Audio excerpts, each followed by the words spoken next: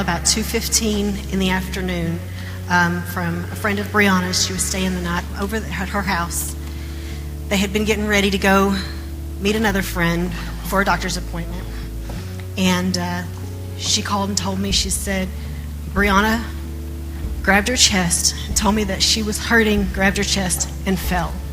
She said, the paramedics are here working on her, and they won't let me go up and see her. And that's the call that no parent wants.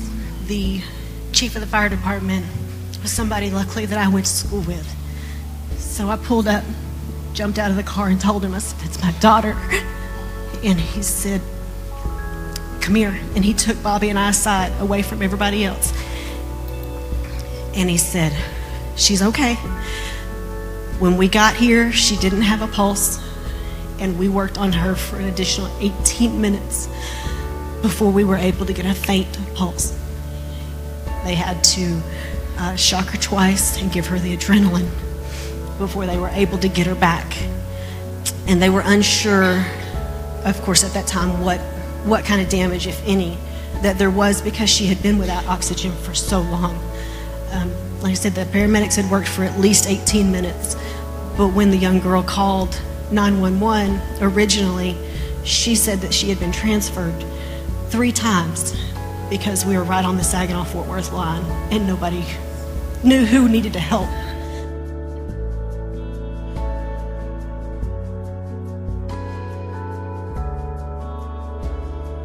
Whenever she would come to, whenever they would take the medication away, she would come awake, and she could acknowledge that somebody was in the room. She would follow you from side to side, shake her head yes or no, smile, but the doctors were saying, this is as good as it's going to get.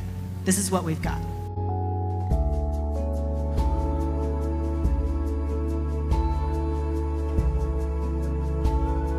I remember the neurosurgeon at the time came into Breanna's room, and he didn't say, which is unheard of nowadays in times, especially for a doctor or for a nurse to come in and pray for you, or even ask to pray because of the limitations they have. But he came in and he looked at Tanya and I after he examined Breanna just very briefly. He'd been in so many times before, and he said, I'm going to pray for your daughter right now. By the time he came back, Breanna had really made a lot of progress. Her speaking was tremendous, just very much improved. I really couldn't even understand her the last time he saw her. And he took Tanya out in the hallway, and he pointed at Breanna's room, and he said, that is God.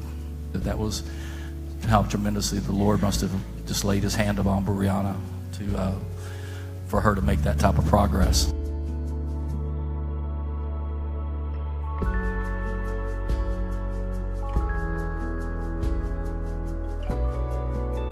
I woke up in like a dark place, and hell is your biggest fear, and for me it is being in the dark alone. I just didn't know what to do, and I just started praying, and there was a light. It was so bright, it just lit up everything, and around me was just grass. The second I saw the light, I knew it was God, and God told me, asked me why I did what I did. So I gave my honest answer, and just said, God, I am so sorry. I said, I don't know why I did the things I did. Now I'm here with you. I'm so sorry. I took advantage of what you gave me, and what you gave me was my life. But in my head, I heard everyone praying for me. And I tried to reach out and touch him, and when I did, my fingertips went numb. And an angel came, and she took me back to the hospital, and I was in the back corner of the room. I saw my mom, my sister laying on my bed, Bobby, and after that, the angel told me that I had a choice. And once I made this choice, there was no going back. That I either had to stay, or I could go back to my mom and with all y'all. So I went over and was just watching everyone for a little bit, 'cause that's like a hard decision once you're in heaven, because when you're in heaven, it's different. When you go to heaven, you don't see people you don't know. It's your family and who you consider family. It's hard to even describe how beautiful it was.